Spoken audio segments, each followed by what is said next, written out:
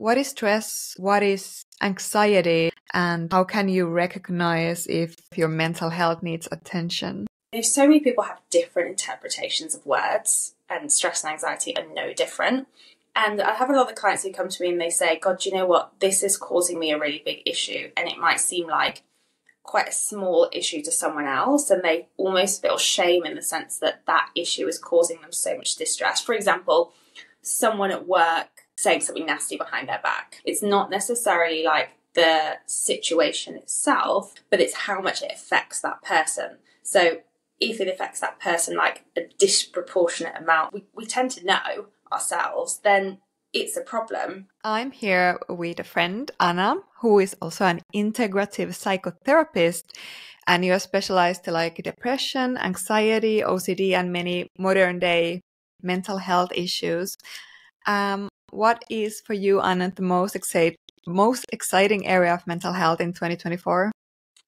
Oh, gosh, the most exciting area of mental health. Do you know, for me, I think it's just so nice to see how much more spoken about it is. Like, there's still that little bit of stigma remaining, I think, but it's, one good thing to come out of COVID is how much more mental health has been recognized as an actual illness. And, how many people have come forward and said, like, I am struggling, or there have been times in my life when I am struggling with mental health, and just really, really normalizing it, like so much more than I think what was said, particularly before COVID. And I think so many more businesses now are like recognizing it as something they need to address, not just for like employees' well-being, but also the amount that employees take time off for mental health actually costs the business like so much money. And a lot of the time people will say, I'm going off sick because I have a stomachache or a headache, but actually it's anxiety or it's depression. So they're really taking that more seriously now. And I think definitely seeing the good results that have come from that. So I don't know if it's exciting, but it's definitely like something really nice to see. And then some of the new research that's coming out in various different areas, that's wonderful as well. Yeah, I think it is exciting, to be honest, just because I remember still when I was studying, and we were told a lot and we discussed a lot in school how mental health is so stigmatized and people don't really talk about it. And it's still embarrassing for many to say like, I'm anxious. And now I feel it's almost like, it's something that we can say like, I have a flu, I'm anxious, or I'm stressed, I'm overwhelmed, I'm feeling depressed. And people realize that, oh, these are just normal everyday emotions that are part of our human biology and human mental scape. And it's okay. And there are tools and there are practices and there are many things that we can do in everyday life to ease these things and improve our mental health. And yeah, you said about the how costly it is for workplaces to be or to have workers who are mentally ill or struggling with their mental health. I love that too, that we recognize it as a part of the like the healthcare system in businesses. So that's very exciting for sure. So you're specialized to CBT, which is one of probably the most recognized, most evidence-based forms of therapy. Can you tell a little bit about what is cognitive behavioral therapy and how does that school of therapy look at human mind and mental scape? Yeah, for sure. So what really attracted me to CBT in the beginning was just how much it could change that person's life within a relatively short amount of time.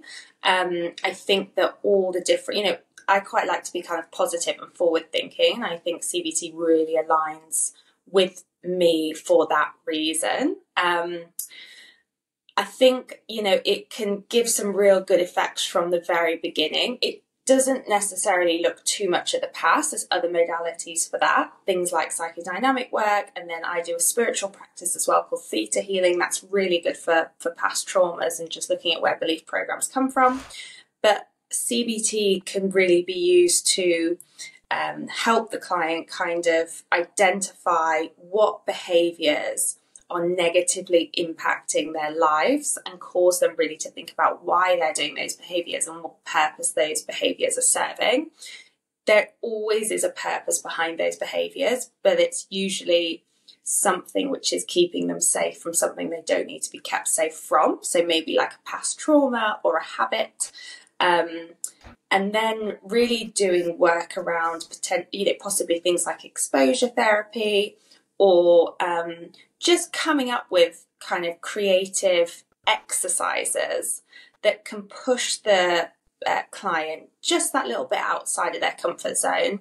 So they're feeling uncomfortable, but in the discomfort or the slight discomfort is where the change happens.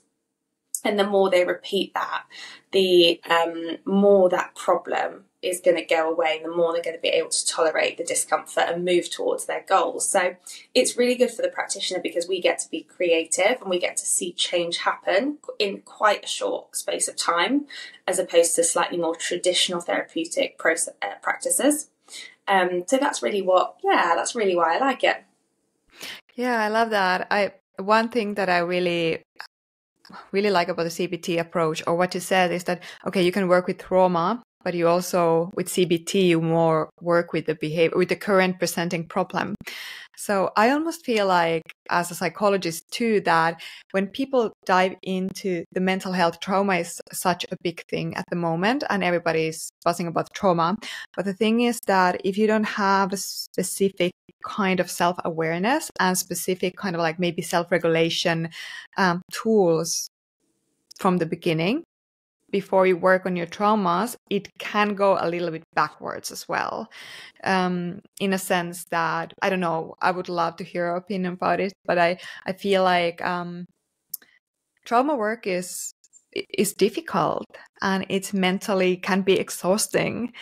And for that, maybe certain level of ability of recognizing your thoughts, behavioral patterns, and how you react to even ideas about the trauma might be helpful, which I think can be like derived from cognitive behavioral therapy in some sense. For sure. And I think there's, really good work that's coming out at the moment in terms of new research around trauma. But I think, CBT is one of the more classic modalities. It was founded in the 70s, so it's been around for, not ages and ages, but a decent amount of time, which means that there's lots of evidence to support how much it works. And I think it's really good at really moving the client forward. So where people can get very stuck in the past and stuck in those traumas, it's really good at just kind of saying, okay, well, yeah, they did happen and it was awful.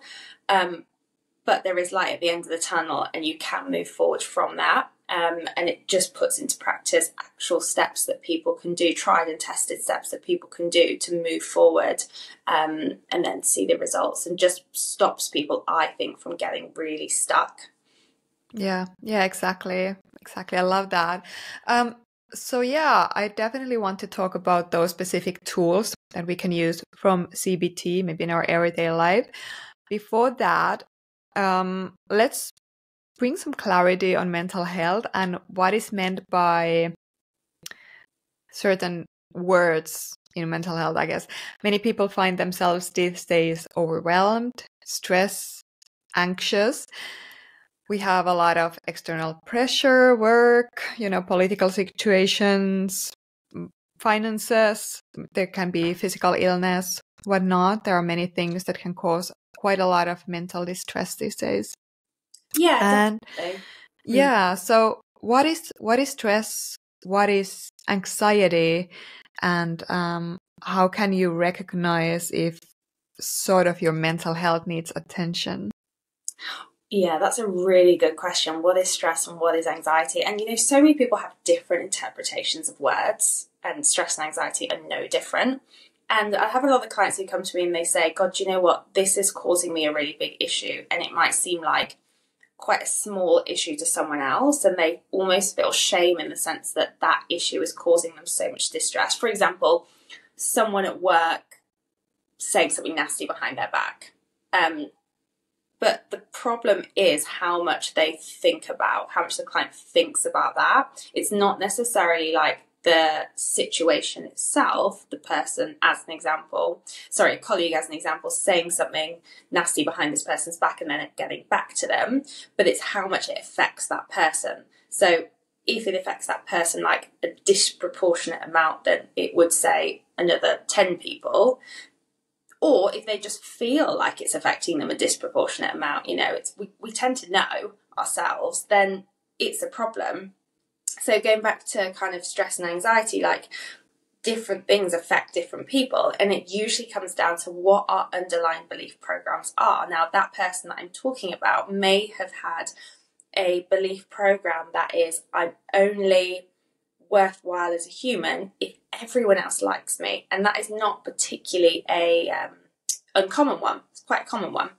So something like someone saying something behind their back may affect them in a disproportionate manner, and they're ruminating about it, they can't sleep at night, they're worried to go into work, and that real like ripple effect means that it's causing them a huge amount of anxiety. And you know, anxiety is, I guess, traditionally those racing thoughts, or the person getting really stuck on something, and it's as well like the fear of the future. So anxiety is of course future based, so I'm worried that something bad is going to happen, and a lot of the time they have to keep worrying about the worst case scenario, because if they don't, then they could be caught off guard, but they're almost living as though all those worst case scenarios are happening. That's often how I think of anxiety. And it's also very physical. So like you're saying, like, what is mental health? Well, okay, maybe it starts in the mind, yes, or at least some of the time, but it does manifest physically as well. So you get the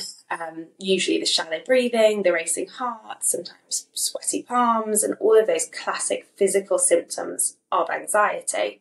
And I guess stress is a bit more of a catch-all term, because lots of different things can cause us stress. And then I guess there is that link between stress and anxiety, of course, where stress filters down a lot of the time into causing that person anxiety. So yeah, I feel like I've gone off on a tangent. But no, that's good. Yeah, definitely. Basically what you're saying is that anxiety is more not in the present moment. It's something that we think in the future or in the past, or a situation that's not happening is causing us distress. And whereas stress can be something that's happening right now, and then we kind of get over it. But when it becomes anxiety, we just can't get over it. So what's something that we can do, some tools from CBT? How would like a CBT therapist approach this problem, and maybe what kind of tools could we use to manage those kind of worry and or worry thoughts or intrusive thoughts? Yeah, of course. So I would first look at, what is your fear? Like, what is your underlying fear? So they could be saying, well, I'm terrified that, I'll use the example that I gave a minute ago, I'm terrified that the colleague at work hates me. Okay, well, say as an example, or hypothetically, sorry, if she does hate you, you know, it sounds silly to say, but what is so bad about that? And they'll be like, well, it's just horrible, like I can't cope with it. And usually there's a belief about their self-worth, so their self-worth being derived from the opinions of others. So that's one chain of thought, if you like, for looking at it. And then we would work on their self-belief and their self-worth and build back up their confidence, and also detach from, my worth is only as good as what other people think of me. So my worth is dependent on what other people think of me. And then the other one is, you could do like an evidence-based experiment where you could, I mean, you have to be creative with this, but you could get a colleague that you trust to ask other people what they think about you, what they think about the client. And we could just try and see if their assumption is actually correct. So their assumption could be, well, I'm terrified everyone hates me. Okay, well, let's do an experiment to see if everyone does actually hate you. And obviously what they find is people don't. And I think, you know, people who worry about everyone hating them, it's almost never the case. Like, they're just not that sort of person who everyone is going to hate. They're just not. So there's definitely different kind of techniques we can do in that regard. And then I think utilizing things like breathing, like so many of us just shallow breathe without realizing it, and that puts our body into a stress state. Like when we're not getting enough oxygen into our cells, we're already in a stress state. So anything can really tip us over the edge. So really doing mindful breathing each day. And I always say, like, you don't need to set aside like half an hour to do it. Just do it when you're like watching the TV or reading or taking out the washing. You know, take not like huge, deep, strong breaths, but take calm, deep breaths to check you're not only getting enough oxygen in, but also getting the carbon dioxide out as well. So just utilising things that are already at your disposal can really make that difference. And I think it's not about ridding yourself of those thoughts, because as soon as we start ridding ourselves of thoughts, they only come back stronger. It's a bit like, don't think of the elephant in the room, like it's all we're going to think about. But instead, like, refocus on other things, like focus on things that actually are in your control, because someone not liking you, as long as you believe that you've been a good person and all of that, that's not in your control, because everyone's got their own issues, their own map of the world, their own way of looking at things. So it's not something that's in your control. So really focus on actually what is in my control and what can actually make a difference in my life, and just thinking about those things and moving more towards things that will actually impact you and make that difference. So that's a few things off the top of my head. I love that. Thanks for sharing. I think that was already very useful. I love that hypothesis testing in CBT, that it's like conducting little experiments, and it's similar to, I don't know, going to take your labs or something, that you have this experiment and checking like, okay, what's in balance in my blood work? So similarly, you're like, what's in balance in my thinking models, or am I actually getting evidence or proof for my beliefs at the moment? One thing that I love about this, one thing, tool maybe that came into my mind is loving kindness in this sense.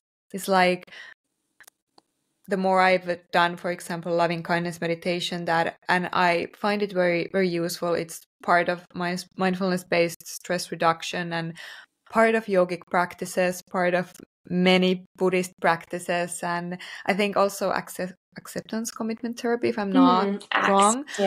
Yeah, so that you kind of start realizing that other people have their stress. They may be in pain, they may have worry, they may have slept bad, and no matter how they kind of act means that you can still think good about them. And I think that puts a certain shield to you as well. So when you realize that, okay, this might be coming, this, I don't know, rude behavior that they have towards me may be coming out from their pain, not actually of what I am as a person, then that kind of puts you in the state of compassion rather than anger or this kind of self-defeat state, if that makes sense. Yeah, definitely. I think, all of us naturally do focus on ourselves first, like it's a natural human disposition. But I think, like you say, like focusing on, okay, well, this person could be going through X, Y, and Z, it just puts you in a slightly different headspace, and more, I guess, caring headspace, or just kind of thoughtful headspace. And when you put yourself in that zone, you come out of your own, oh God, well, they should like me, and you just come out of that, and it's actually not only better for the person, but it's better for you as well. Right. Exactly. So one thing that we recently discussed is this, oh my God, this modern era puts so much pressure for, well, we discussed about women specifically, like you need to have your career, you find your marriage, do everything these days. Also, men have a lot of pressure, not that we are the only ones here. So it might be a little bit overwhelming for many people, and many people tell me, like my clients often talk about overwhelm. So what's overwhelm in your view, or CBT view, like whatever you want to derive your like ideas of overwhelm of, and what do you think are the best ways to manage overwhelming emotions? Yeah, well, it's like like we were saying, like everyone has a different limit or a different amount they can take on. Like, you know, the very extreme end would be like Elon Musk can probably take on a hell of a lot in terms of career, partner, just everything. Like he's taking on a lot and he can obviously handle that. Does he get stressed and overwhelmed at times? I'm sure. But he can handle a lot more than the normal person. And then there's people at the other end who really can't really take on anything other than just doing their 9 to 5 and kind of just getting by. But I definitely think there's things at least that people at that end can do to kind of look at exactly why they can't sort of take on more things, or they get overwhelmed very easily. Now it's usually people who have anxiety or who suffer with anxiety or who are predisposed to it. So it would be a case of managing that, and things like ruminating or getting stuck on thoughts. All of that stuff is going to mean that we get overwhelmed a lot easier than someone who doesn't. So like you were saying, you know, if you have 10 minutes a day to meditate, or if you can get outside, it's more difficult obviously in the cities, you've got to work that bit harder to be out in nature, but any of these things that can really help with our nervous system and help to regulate that, it just means that we can take on more things and not feel like we're at the end of our tether with it. So yeah, there's definitely practices that we can put in place, but we do have to work at them, I think, or at least kind of make sure that we're doing those each day so that we don't get too stressed. So what would you say are, in the physical levels, the essentials for working the nervous system regulation, and then in the mental level, if we would put like 3 things everyone must do from a perspective of integrative psychotherapist? Definitely. I think movement, and ideally being outside, like get outside for 20 minutes a day. I mean, we weren't designed to just kind of sit at a desk all day, so just getting yourself outside is really, really good. Grounding if you can, get your shoes and socks off. Everyone, like, you know, I guess a lot of people are the bandwagon with it now, but it really does help. I would say you don't have to meditate for ages, but I would certainly say like have 5 or 10 minutes of just real peace, because it's not, for me, it's not so much about stilling the mind, but it's actually about being able to have that space where you're not worrying about a million or thinking about a million different things. Because when you're thinking about a million different things, like you can't get the answers coming in that you need. There's just no space for it. So if you can kind of quiet your mind for a period of time every single day, it can actually be really beneficial in helping you to accomplish your goals, because you get downloads of what to do, and you can also get answers to questions that you've been like pondering over. So instead of having it in your mind going over and over, you can actually do a purposeful meditation where you can get the answers to that. So definitely those 2 things for the activities. Again, I would say like just eating well 90% of the time. If you're going to eat like McDonald's and rubbish all the time, it is bad for your mindset and it is bad for your mental health. If your body is stressed, having to kind of navigate all of the processed foods, and like if you've got all of that inside of you, you're just not going to be having a clear head. And then I don't know if I've crossed over some of those. Some of them are physical, some of them are mental.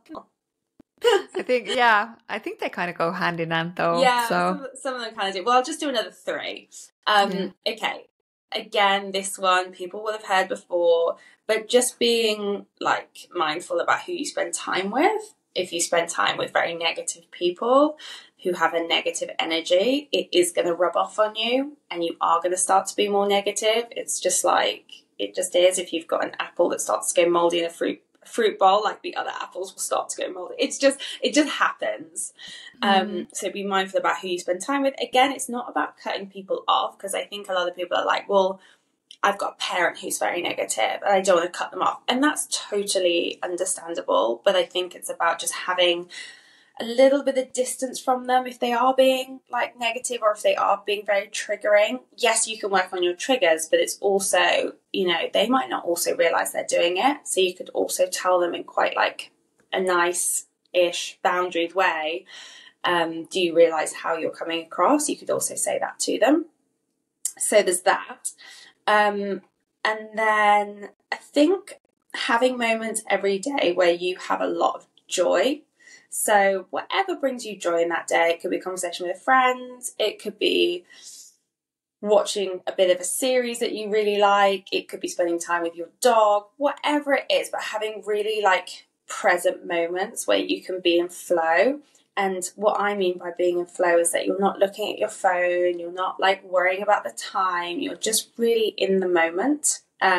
Because we know that like anxiety doesn't exist in the present moment because we're safe in this present moment.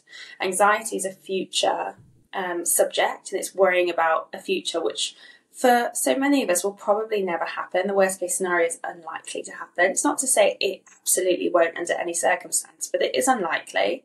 So just practicing activities and ways of being that really get you focusing on what you have in front of you right now, the present moment, and your relationship with the present moment as well, and just checking in with how that is. Yeah. And then, what would the final one be? Sleep. Yeah. Good sleep, yeah. I love that. Yeah, everything that you said is also going to benefit so much on the brain health. And that's something that I contemplate a lot and think about how we can improve that. But honestly, these things go so, like, mind and brain are essentially the same thing. And something that I found in your list is a lot of vagus nerve activation. So a lot of those moments where you just stay calm, in opposed to, let's say, you said not looking at the phone so much. So we know that when we narrow our focus to technology, to phone, or we think very intensively some worry, we get very narrow focused, very egoistic almost. But it is a stress state for the body. Whereas when you go into the nature, we spend time with our loved ones, we are more calm, the vagus nerve activates, and we get more of those micro moments of relaxation throughout the day, which I think it's very good for heart rate variability and just, lowering that stress state and improving serotonin. So I really love that. Can you actually, I would love to discuss a little bit about the difference between anxiety and depression and the cognitive model behind those. Yeah, for sure. So as we've said, anxiety is future-based and depression is really stuck in the past. So, you know, it might be ruminating on past scenarios that happened or kind of self-loathing about things that have been and gone and, I should have done this differently, and beating yourself up about it. And it's also just a feeling of kind of, it can also be a feeling, of just not really wanting to carry on at the very extreme end. It's, you know, it's not, we all experience sadness. That's a natural, normal part of life. But depression is a real sense of being stuck in it. And a lot of people with depression don't see light at the end of the tunnel. They just feel like there's no hope. And that, I think, is it's a really difficult thing to experience, like not having any hope. It's just awful. So I think that's how I would classify depression and anxiety. Anxiety is, much more future-based, fear-based. And also a lot of the time it's the inability to believe that they can cope. So, okay, well, if X happens, I'm not going to be able to cope. And I need certainty that nothing bad is going to happen. All of these things that perpetuate the anxiety and make the sufferer feel like they have to keep worrying about different things all the time. And there's always going to be things to worry about. It's like what we focus on grows. So the more we focus on worry, the more worry we get. And it's that perpetual cycle, which often ends up often leaves the person just feeling, how am I going to get out of this? It's so like all encompassing. Right. And what are some tools that, how do you start working with someone who is depressed usually?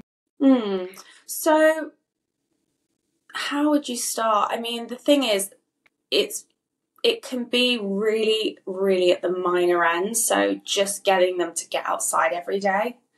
And once they start doing that, you can kind of add other things in. Because a lot of people with depression like don't even want to leave the house. They're like, what's the point? I never have a good time. Like, there's no point in doing anything.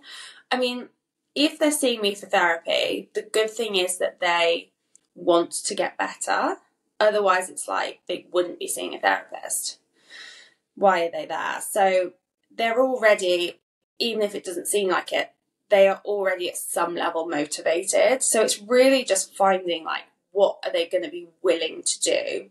And, you know, a lot of people, they've not had depression from birth. So when they weren't depressed, what are some of the things that they enjoyed doing? And just trying to add those back in little by little.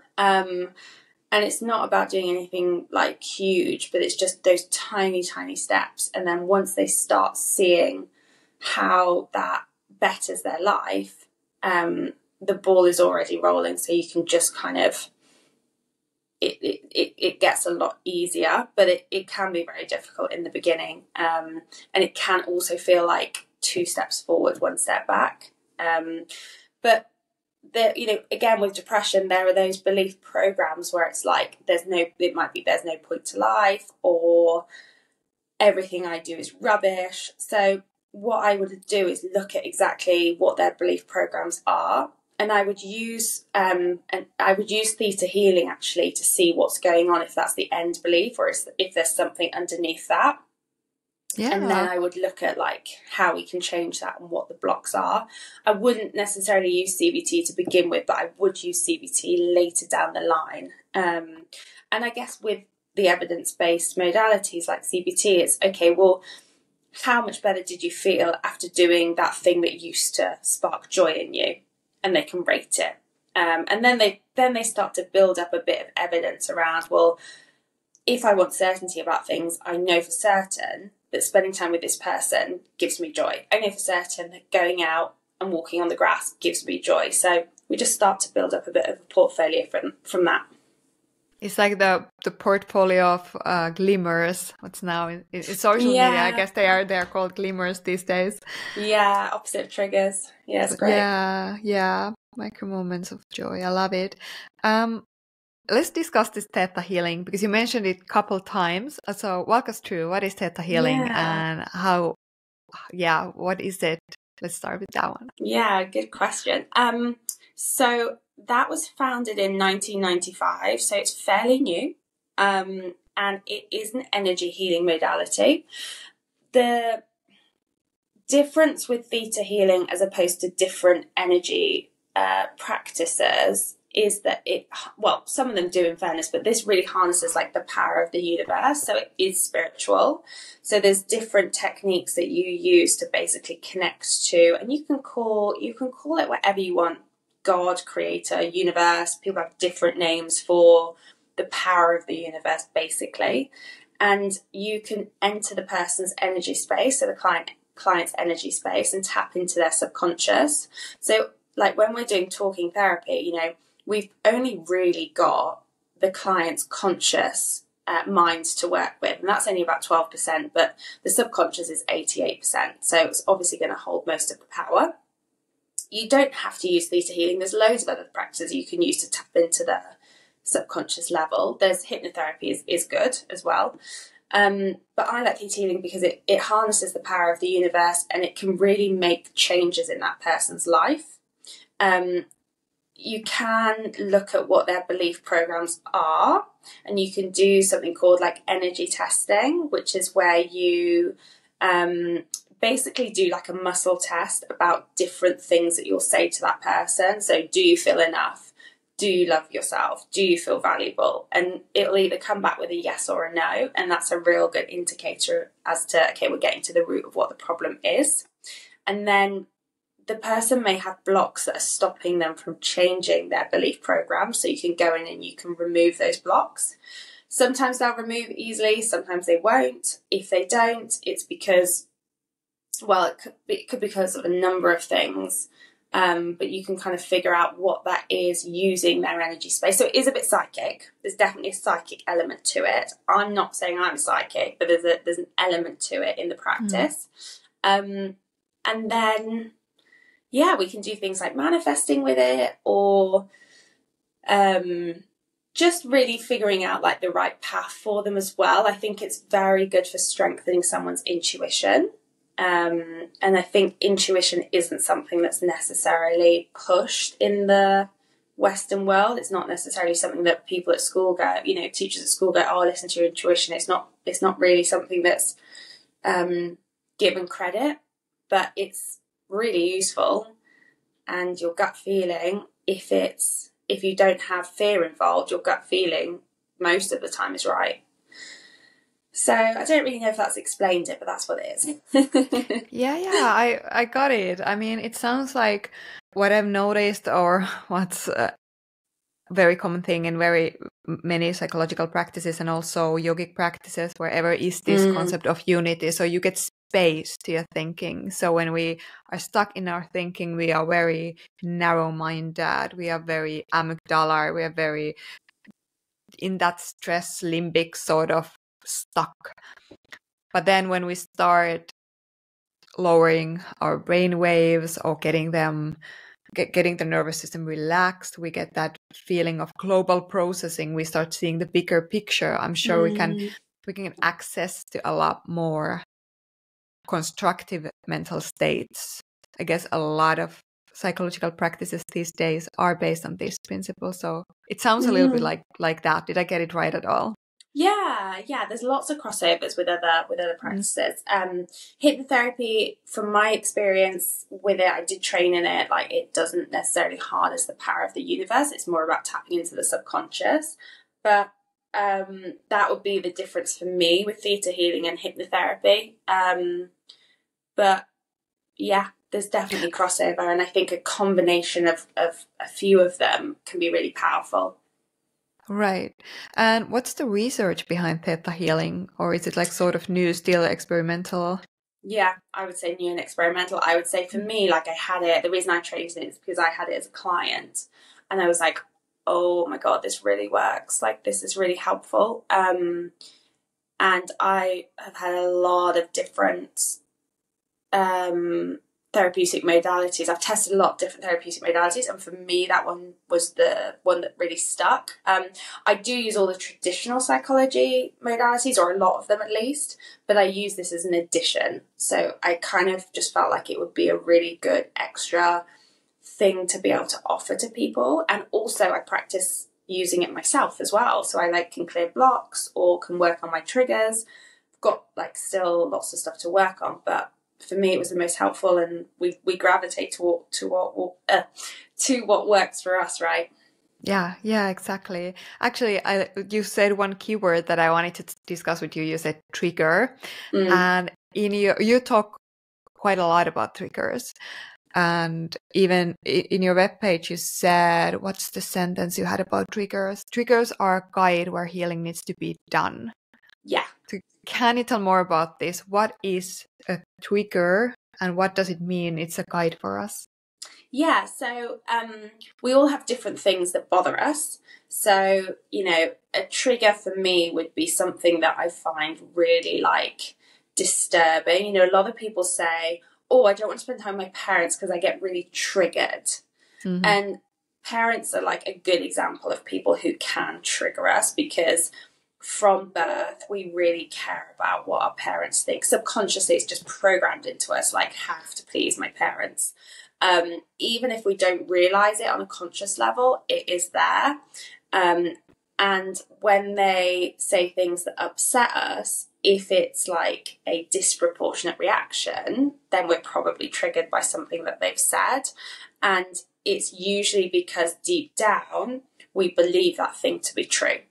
So what I mean by the arrow is, if your parents say, oh, you've not really done that well here, and it really hits you hard, subconsciously, you probably have the belief, I'm not good enough.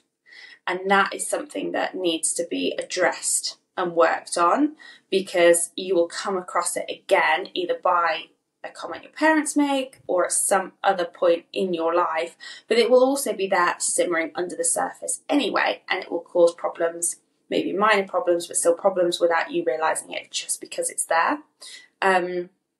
So yeah, I mean, we all have different triggers, but the only difference that separates people are there are people who deal with their triggers and there are people who don't deal with their triggers and go through life being like on edge or upset by things that people say that they don't want them to say.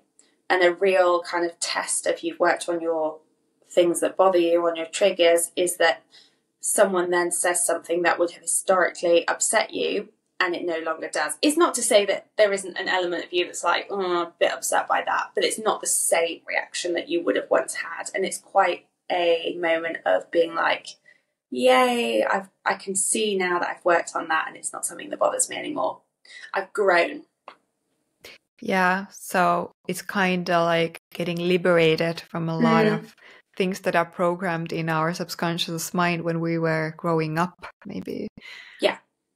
So is it something that would be a core belief of yours, that you are not necessarily seeing yourself or knowing yourself? Yeah, usually it's a core belief, and we don't always realise it's a core belief. But if someone says something and we have an adverse or disproportionate reaction to it, then there's something to look into with that. Mm-hmm. Because also it's like that person is really calling the shots if we feel like we have to have a disproportionate or very strong reaction to something that they've said, rather than sort of saying, okay, well, that's your opinion, it's not mine, and not really kind of flaring up over it. Yeah, that makes a lot of sense. Is there some daily tools that we can use to recognize and work on triggers? Yeah, I would use an energy shield. So I would I would go like this and I would just imagine myself being shielded from other people's negativity. That really helps me. I would also because it's usually someone else saying something that triggers someone. That's usually what it is, and it could be anything that they say.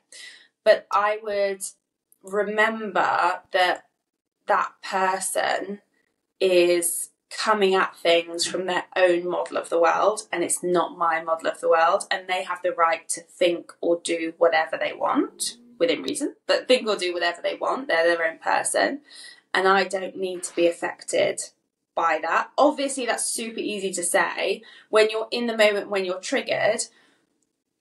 It's a lot harder, but in the moment, I would just take some time out and leave. Like, there's no real situation where you can't just leave.